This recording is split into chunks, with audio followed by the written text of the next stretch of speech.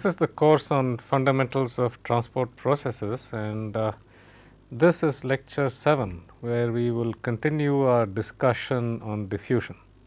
Welcome. Last class we were discussing the fundamental mechanism of diffusion. As I said, there are two mechanisms of transport, convection and diffusion. Convection is transport due to the mean flow of the fluid, whereas diffusion is the transport due to fluctuations in the molecules. Molecules of both liquids and gases have fluctuating velocities due to thermal noise, and if there were a gradient in temperature, these fluctuations would induce molecules to go from regions where they have a higher concentration to regions where they have a lower concentration. We took the simple example in the last class of the diffusion between two chambers separated by a tube. And in the top chamber we had put in pure molecules of one component, and in the bottom chamber we had a little bit of concentration of a solute mixed in. These red molecules are the solute molecules. And of course, diffusion takes place if we have a stopcock between the two chambers and instantaneously remove it, then all of these molecules are in fluctuating motion. Okay, so, there is no net motion of the center of mass. We are assuming that the concentration of the solute molecules is small enough that the motion of these molecules does not affect the motion of the center of mass. They are all fluctuating, but there are regions where the solute is higher, concentration is higher at the bottom, and region where it is lower. And even though the fluctuating velocities of the molecules have no bias, there will be a net motion of molecules, because below the molecules exist and they can travel upwards. Above there are no molecules, there is nothing to travel downwards.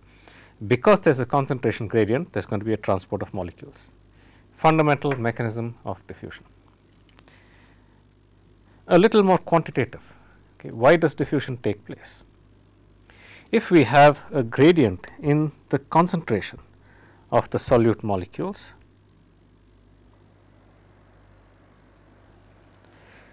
then the molecules that are, if you take any particular surface at y, molecules that are going upwards are coming from a distance approximately a mean free path below this surface in a gas. Molecules that are coming downwards are coming from a position approximately one mean free path above. The concentration below is higher, the concentration above is lower. Therefore, the molecules on average will tend to flow upwards if there is a lesser concentration above than below. Obviously, this mechanism works only when there is a concentration gradient.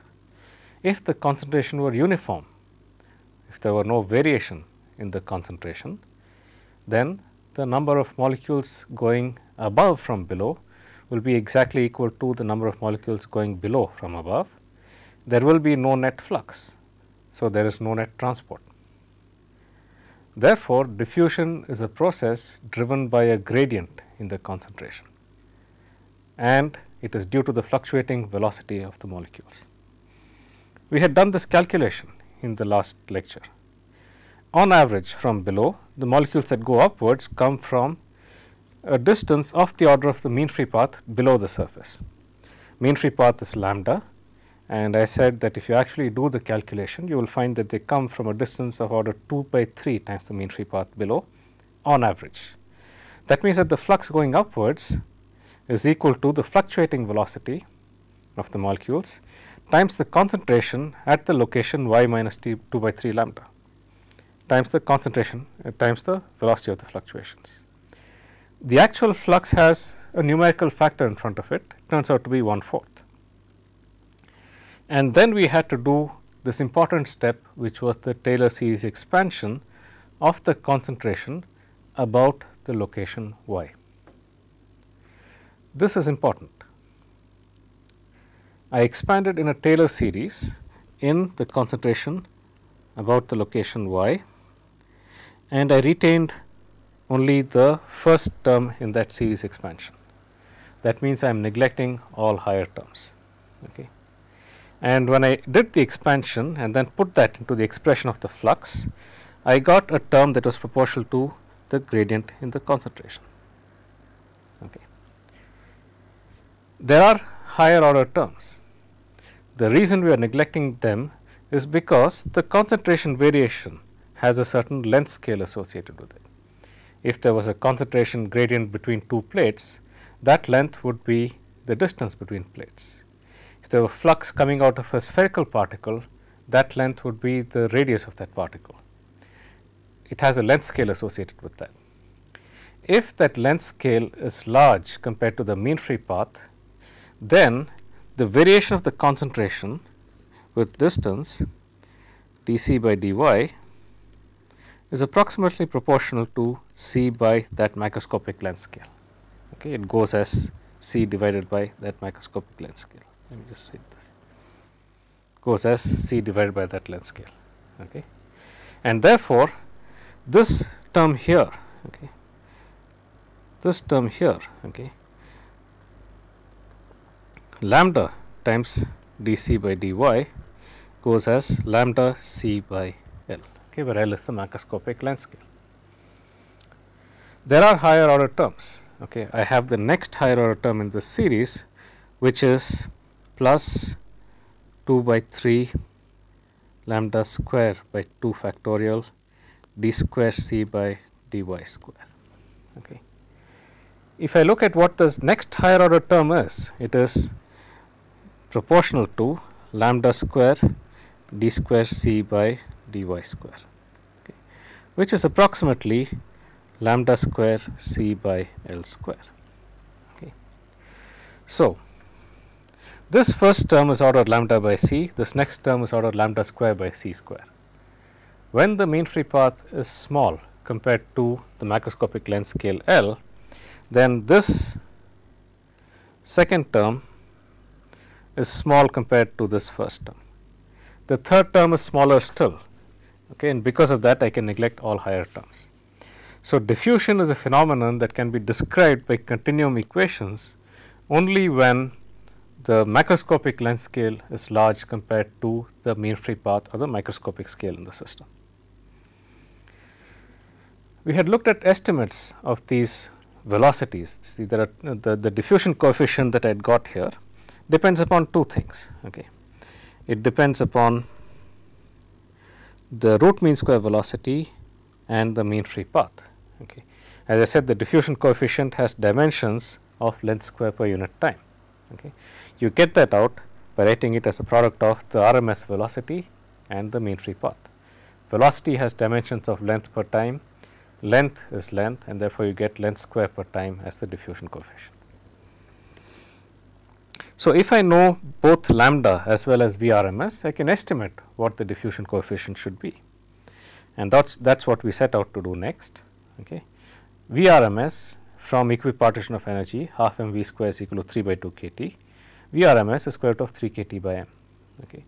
And we estimated that as around 1200 meters per second for hydrogen, about 330 for oxygen, comparable to the speed of sound.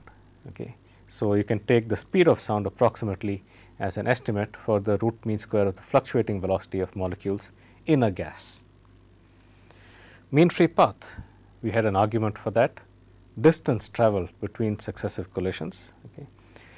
As the molecule moves along, it sweeps out a cylinder of diameter pi d square, where d is the diameter of the cylinder.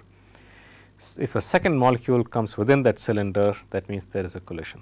Okay.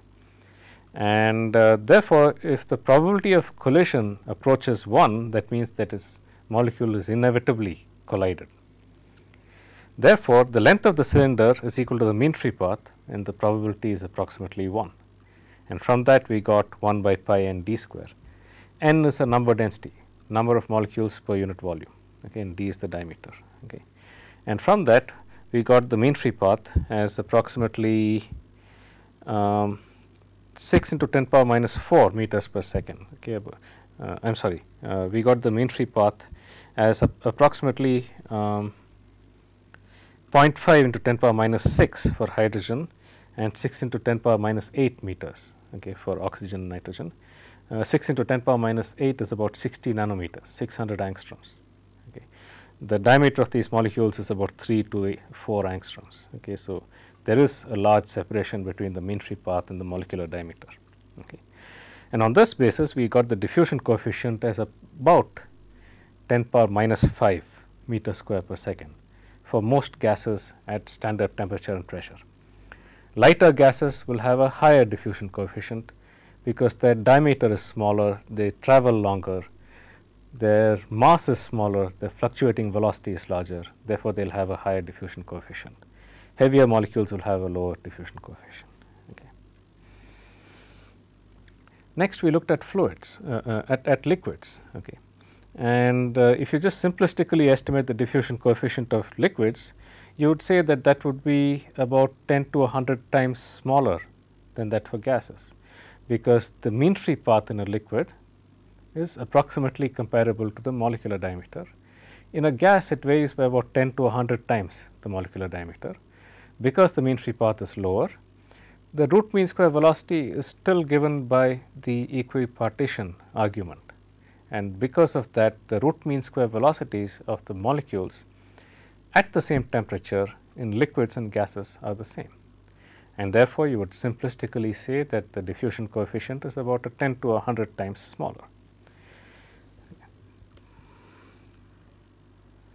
Turns out that that is not true. In liquids, for small molecules diffusing in liquids, the diffusion coefficient is actually 10 power minus 9 meter square per second, 4 orders of magnitude smaller than in gases. For large molecules, it is even smaller. It can go all the way from 10 power minus 11 to 10 power minus 13, all in meter square per second. Physical reason for that I had explained in the previous class. A liquid consists of molecules which are very close to each other. So, if one molecule wants to go in any direction, there are other molecules that have to move out of the way. So, the motion of one molecule is not just a function of its velocity and mean free path, but also the collective cooperative motion of all other molecules around it in order to allow it to go in one particular direction. That accounts for the much smaller diffusion coefficient in liquids. So, this is mass diffusion. I should emphasize once again that this is only for tracer mass diffusion, where the concentration of the solute is small, so that there is no real center of mass motion. We will come back to what happens when there is center of mass motion a little later. Okay. So, in the case of gases, as I said, the Vrms is proportional to the square root of the temperature. The mean free path is independent of the square root of temperature.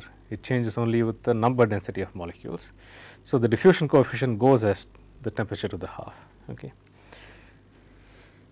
Next, we looked at diffusion of momentum.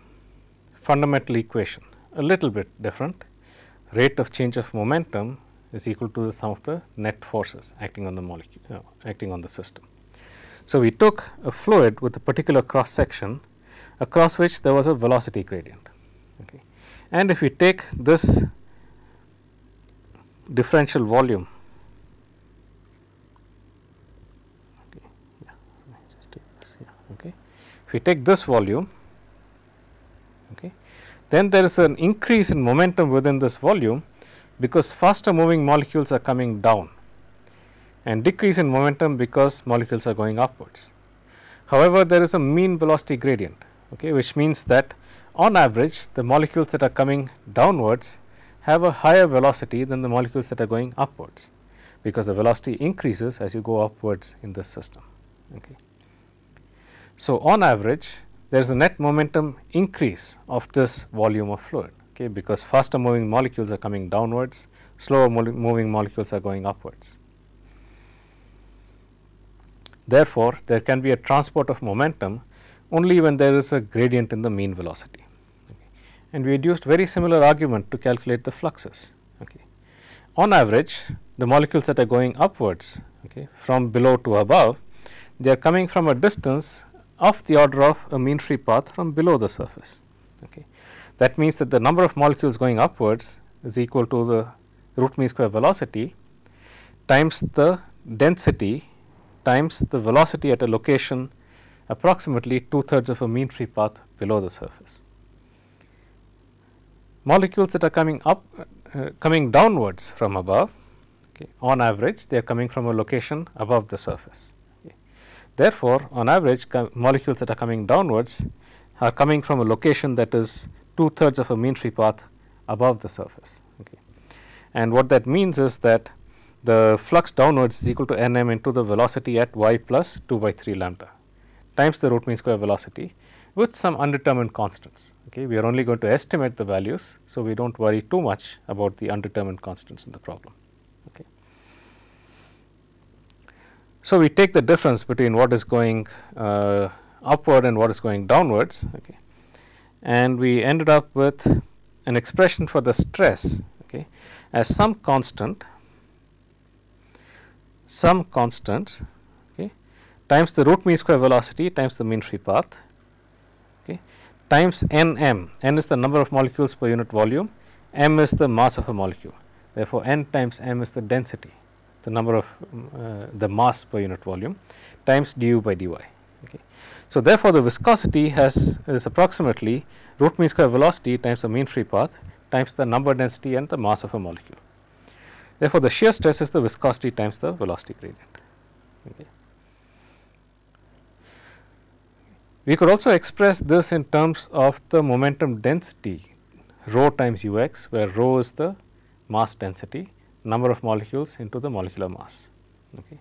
And when you express it in that term, you get the shear stress is equal to mu by rho times the gradient of the momentum density. If you recall, when we did the diffusion equation, okay, many lectures ago, I had said that diffusion coefficient, the flux of a quantity, can be expressed as the diffusion coefficient times the gradient of the density of that quantity per unit volume. Flux of mass is equal to mass diffusion coefficient times the gradient in the density of mass or the concentration. Flux of momentum diffusion coefficient times the gradient of the momentum density. So, here we have the gradient of the momentum density, okay, and sitting in front is the momentum diffusion coefficient, which is just equal to the kinematic viscosity mu by rho. Okay. And it also has dimensions of length square per unit time, and it is proportional to Vrms times lambda. So, therefore, the momentum transport and the mass transport in gases have the exact same mechanism. Okay. So, in this case, for example, the viscosity is proportional to the mass density times the momentum diffusivity. Okay. You can do more sophisticated calculations and actually find out what those constants are using kinetic theory of gases. Okay. For monatomic molecules, okay, in the very dilute regime, turns out that those constants give you are 5 by 16 d square mkt by pi power half. Okay. So, therefore, the kinematic viscosity will be equal to mu by n times m, okay, which will be equal to 5 by 16 n d square, okay, into kt by m into pi power half. Okay. So, that is the kinematic viscosity. Okay. Recall the formula for the diffusion coefficient. The mass diffusion coefficient that I had got was 3 by 8 n d square kt by pi m per half. Okay. So, straight away from this I can get the Schmidt number, which is the ratio of the kinematic viscosity and the mass diffusivity, or the ratio of momentum and mass diffusivity. Okay. Schmidt number is equal to nu by d, okay, which is equal to 5 by 6 for dilute monatomic gases. Okay. So, because the mechanism of mass and momentum transfer in gases are the same, both require the physical transport of molecules across a surface. Therefore, the diffusivities that you get will also be the same. Okay. Now, how about momentum transport in liquids?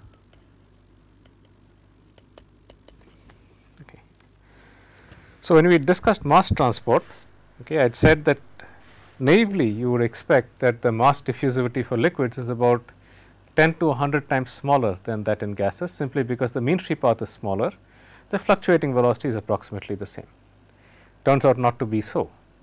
Turns out that for the physical motion of molecules, you require all molecules around it to also move, because the transport of solute molecules requires that particular molecule to diffuse through the fluid. Okay.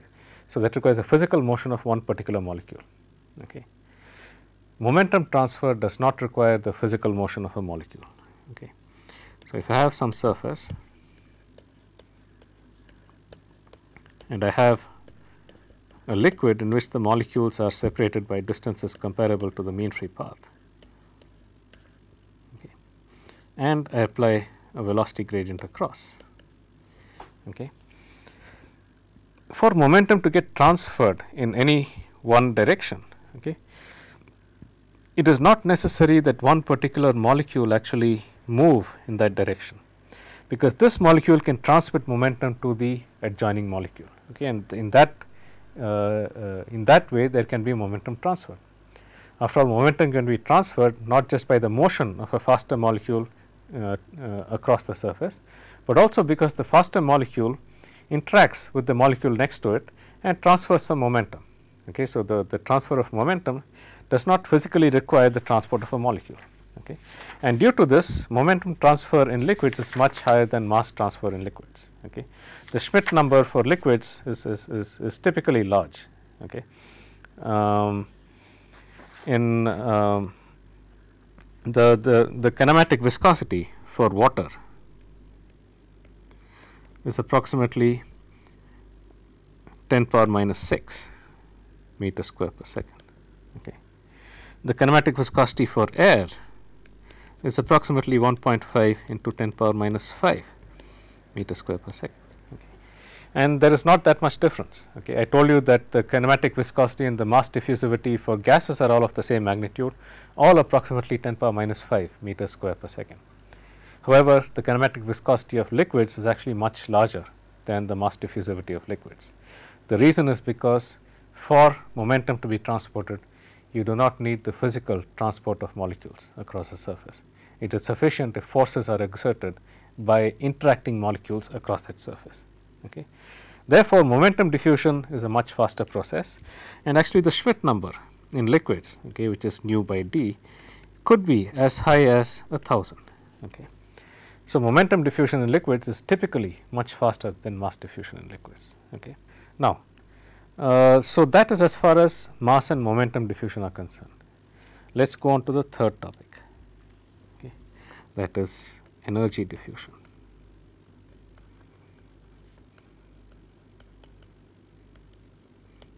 Okay. Energy diffusion obviously takes place due to gradients in temperature. Okay. So, the physical mechanism for gases at least, okay, is the same as the physical mechanism for mass and momentum diffusion. Okay. Let us say I had a surface with molecules all around, okay, of a gas, each having its own fluctuating velocity.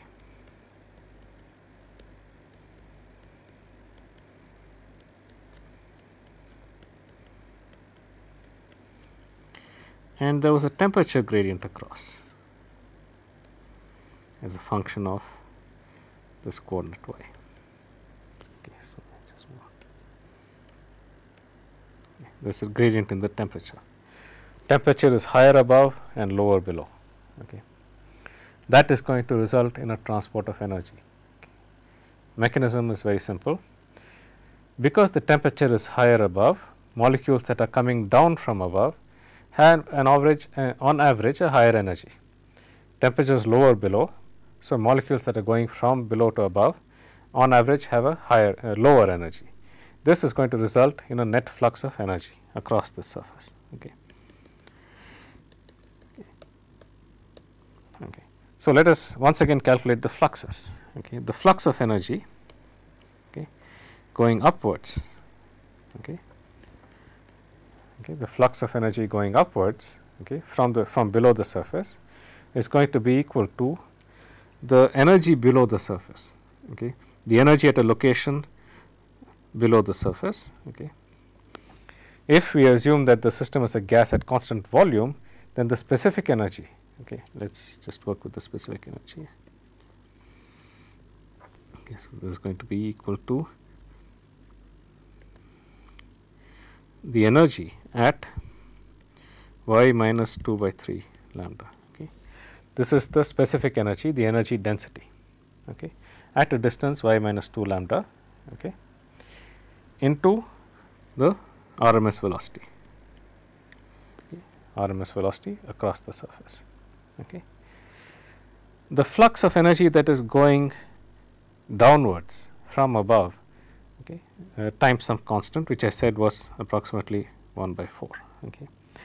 The flux of energy going below, okay, comes from a distance of the order of lambda above the surface. Okay. So, this will be 1 by 4 E into y plus 2 by 3 lambda into VRMS.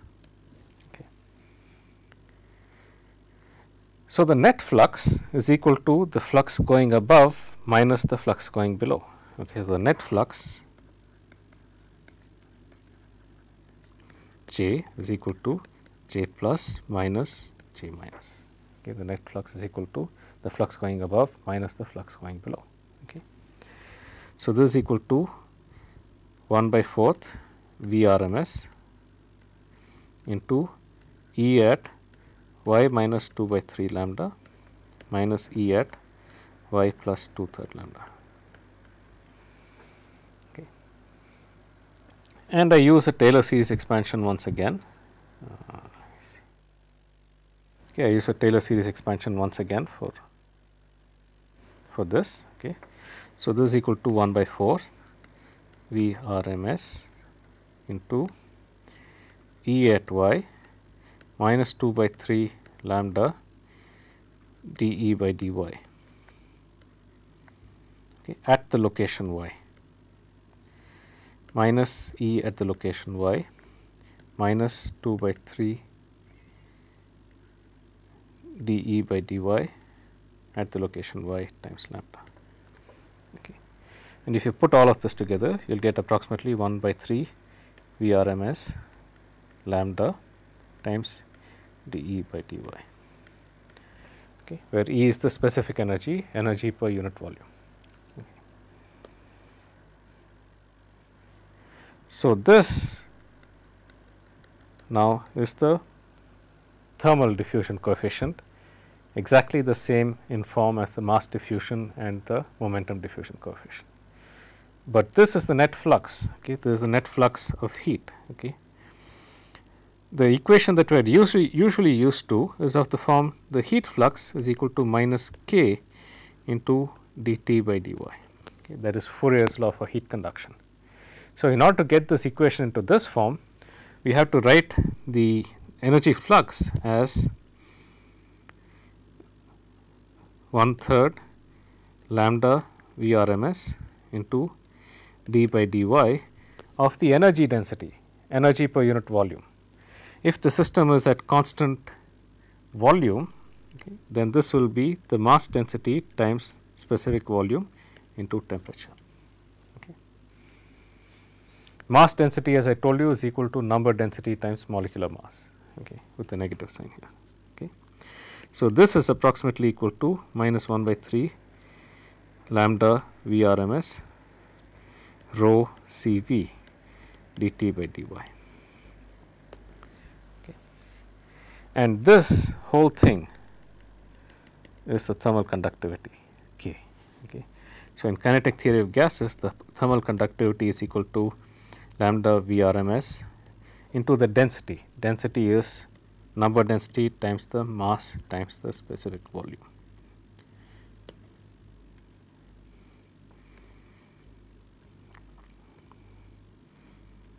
Okay. So, that is the expression for the thermal conductivity. Okay. I said the mean free path was going as n d square. Okay.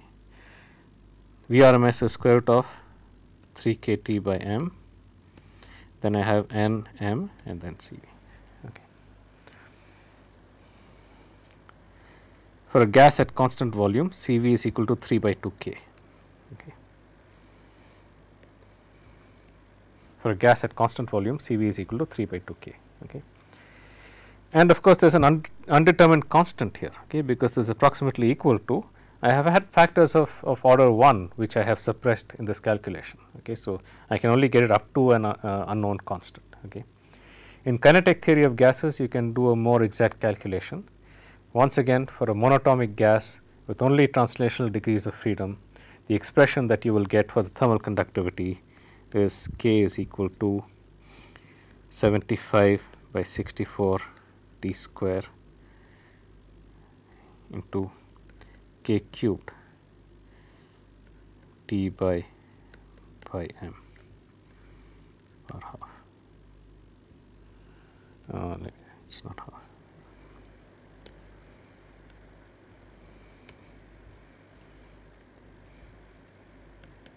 Okay, so that is a more exact expression you will get. This is also equal to 5 by 2 Cv times the expression for the viscosity. Okay. The two turn out to be exact, because in the expression for Cv I had 5 by 16 root pi. Okay. If I multiply that by 5 by 2 and Cv is 3 halves of monatomic gas, I will get 75 by 64 root pi T square. Okay. So, this is an exact expression for the thermal conductivity of monatomic gas of spherical molecules. Okay. I can calculate, in the previous case when I did mass diffusion, I calculated for you the Schmidt number. I can now calculate for you the Prandtl number using this expression. Okay. The Prandtl number is equal to K by rho Cp. Okay, the Prandtl number is equal to K by rho Cp. Okay. And I am sorry, the Prandtl number is equal to Cp mu by k, okay, which is equal to 2 by 5 Cp by Cv. Okay. And Cp by Cv for a monatomic gas, 3 degrees of freedom, Cv is 3 by 2 k, Cp is 5 by 2 k, the ratio gamma, ratio of specific heats, is 5 by 3. Okay. So, this Prandtl number turns out to be 2 by 3 for a gas of monatomic molecules. Order 1, okay, it is approximately equal to 1. The ratio of the momentum and thermal diffusivities are both approximately of order 1. Okay. The reason is because both of these take place by the same mechanism, the physical transport of molecules. For monatomic gases, the number is approximately 2 by 3. For larger molecules, the number goes closer to, okay, for larger molecules,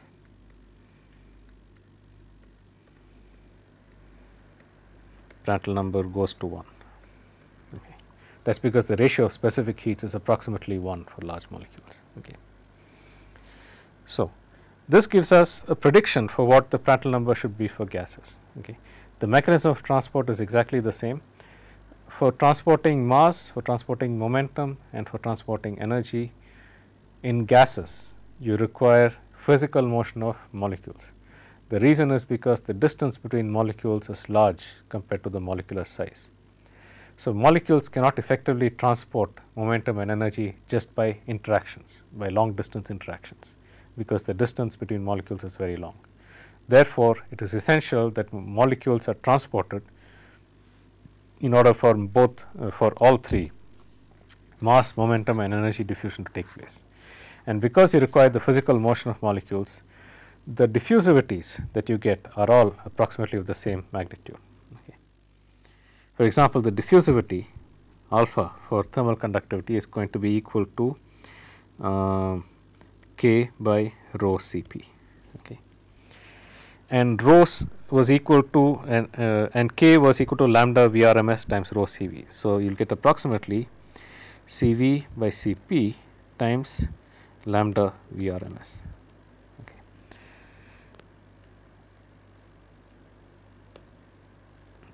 This is a dimensionless number, okay, and this thing is the same diffusion coefficient we had earlier for both mass and momentum diffusivity, mean free path times the fluctuating velocity. Okay. And it is because of this that for gases the transport mechanisms are the same for both mass, momentum and energy, and the diffusivities are also approximately the same. The Schmidt number was 5 by 6, the Prandtl number is 2 by 3 for monatomic gases.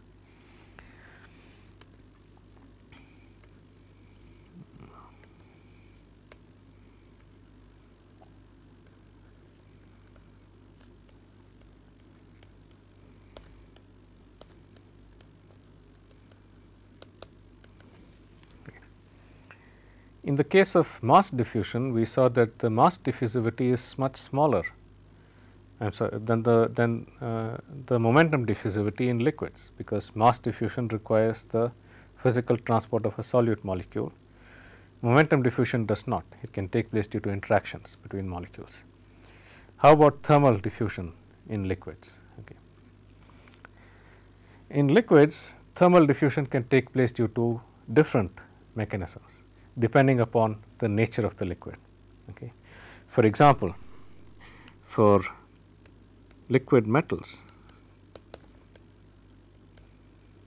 okay, you do not require the physical motion of molecules for energy conduction, for temperature, for the transport of heat. Okay. You do not even require the molecules to transmit heat from one molecule to the other. Okay. The molecules in liquids, they have electron clouds all around them. Okay.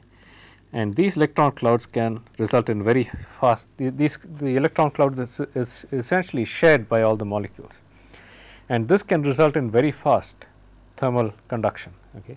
Therefore, the thermal conductivities of liquid metals are very high, because the mechanism of transport is basically due to the transport due to the electron clouds, which is shared by all the molecules. Okay. Due to that, the Prandtl number, which is the ratio of momentum diffusion by thermal diffusion, is actually much smaller than 1. Okay. For example, for liquid mercury,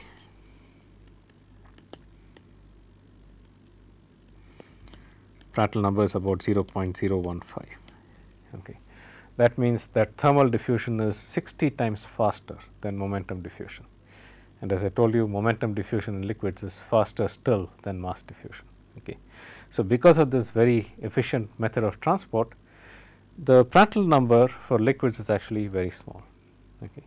In contrast, if you had large organic molecules, okay, they do not transfer energy very quickly. Okay. The momentum diffusion in the case of large organic molecules,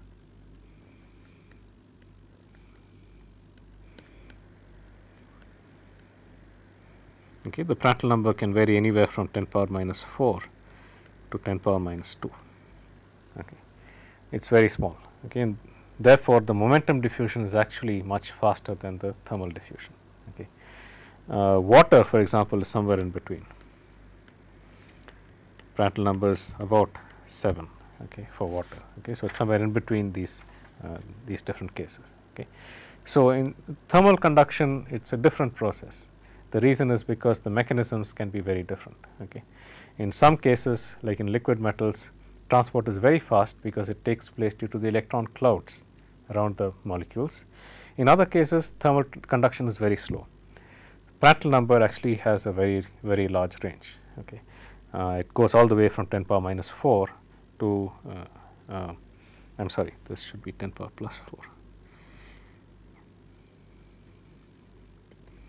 10 power 2 to 10 power 4. Okay. Okay, so it could be as large as 10 power 4, it could be as small as 10 power minus 2, and normal liquids fall somewhere in between. Liquid metals are special cases, and very insulating liquids are the opposite special case. Okay. So, this is a brief discussion of diffusion phenomena. Before I leave, there's I promised that I'd discuss the difference between diffusion in the case of dilute solutions and normal multi-component diffusion. Okay. So, let me just briefly deal with that. Okay.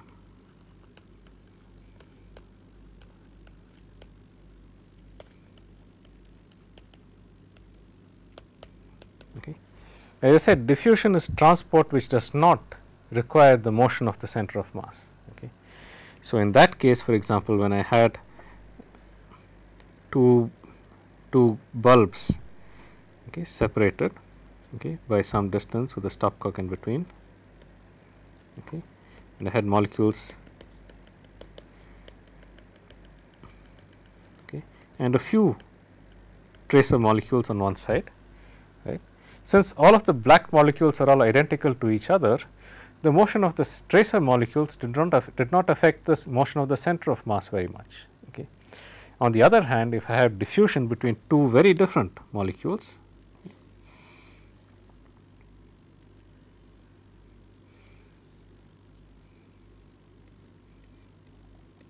okay, let us say I had oxygen on one side and much smaller hydrogen on the other side. Okay. The molecular mass of hydrogen is only 2, whereas oxygen is 32. So, initially the mass on the left side would have been higher than the mass on the right side. Okay. But as diffusion progresses, heavier molecules are going to the right and lighter molecules are coming to the left, due to which the center of gravity of the system is actually going to the right. Okay. So, that represents the motion of the center of mass. Okay. Therefore, there is, in addition to diffusion in this system, there is also convection, there is also motion of center of mass. Okay. Now, how do you account for that?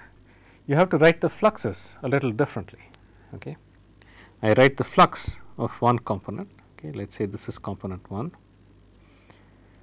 and this is component 2. Okay. I write the flux of one component as the diffusion flux, okay, plus the concentration times the velocity of the center of mass. Okay.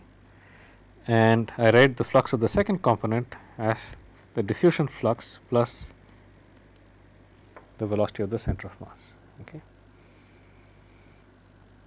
Now, how do you calculate the velocity of the center of mass? From the total transfer. Okay. So, N1 plus N2 is the total flux, total mass flux. Okay. This one has got to be equal to C1 plus C2 times the velocity of center of mass. Okay. So, from this I can calculate what is the velocity of the center of mass and then put that in here to calculate what is the total flux. Once you have done that, the diffusion flux alone, okay, J1 is equal to minus d dC1 by dy. Okay. So, in addition to the motion of the center of mass, there is actually a flux relative to the center of mass. In multi-component systems, both of these are simultaneously present and we have to account for both of them. Okay. And finally, a little bit of variety in this diffusion process. Can there be diffusion of mass due to temperature gradient? Can there be diffusion of energy due to gradient in the density? Okay. It turns out a temperature gradient can in fact give you a diffusion of energy, a diffusion of mass. Okay. And the reason is as follows. Okay. When we had earlier done the problem of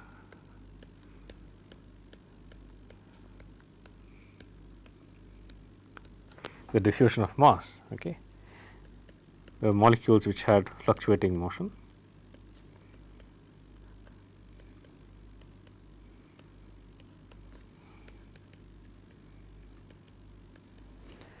I said that the flux going upwards, okay, was equal to some constant, in that case I got 1/4, times the fluctuating velocity times the concentration at a location y minus 2 by 3 lambda. Okay. Now, if there were no concentration gradient, but there were a temperature gradient, okay, if there were temperature gradient, okay, with the coordinate y, then for the flux going upwards, I would have to take the RMS velocity at that location y minus 2 by 3 lambda. Okay. So, what I need to write is that this is equal to Vrms times at y minus 2 by 3 lambda into concentration at y minus 2 by 3 lambda. Okay. No concentration gradient. Okay. Therefore, this is equal to 1 by 4th Vrms at y minus 2 by 3 lambda into the concentration at y itself, because there is no concentration gradient. Flux going downwards will be 1 by 4th. The RMS velocity is at some location above the plane times the concentration at y, because there is no concentration gradient, but there is a temperature gradient, and therefore, the fluctuating velocity of the molecules is different. Okay. Add these two together, okay, J plus minus J minus is equal to 1 by 4th C into Vrms at y minus 2 by 3 lambda minus Vrms at y plus 2 by 3 lambda. Okay. So, this, after doing all the manipulations that we have done for the previous cases, this will give me 1 by 3 C times dVRMS by dy. Okay.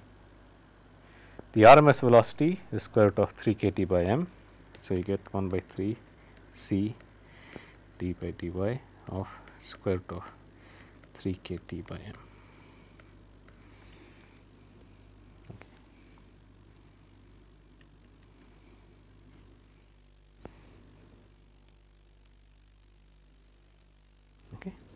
And therefore, I can do the differentiation to get 1 by 3 C into square root of 3 kT by m into 1 by 2 T dt by dy. Okay.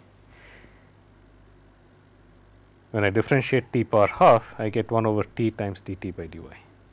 So, if I have a temperature gradient, I can generate a mass flux.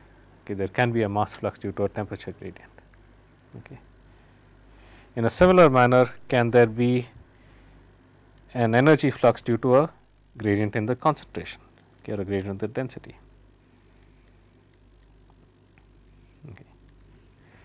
Of course, there can be an energy flux, because if there is a gradient in density, there is on average molecules going upwards. They are carrying their energy with them, okay, and therefore, there is going to be an energy transport due to the fact that the molecules, which are on average traveling upwards, the center of mass is traveling upwards, that is going to give you an energy transport as well. Can there be momentum transfer? No, because momentum is actually a vector. Because of that, there cannot be momentum transfer unless molecules on average have a bias towards motion in one direction or the other. Okay. So, because of that, there can be temperature, there can be mass transfer due to temperature gradients, there can be energy transfer due to density gradients. These are concentration gradients. These are called reciprocal relations, which relate fluxes of one quantity to gradients of the other quantity. They are possible, okay, and there are actually reciprocal relations that relate the constants in those equations. Okay. However, in the present course, we will not go into that discussion. We will not consider energy transport due to concentration gradients or mass transport due to energy gradients. We will restrict attention to these equations for motion. Okay. So, we now come to the end of our discussion on diffusion. Okay.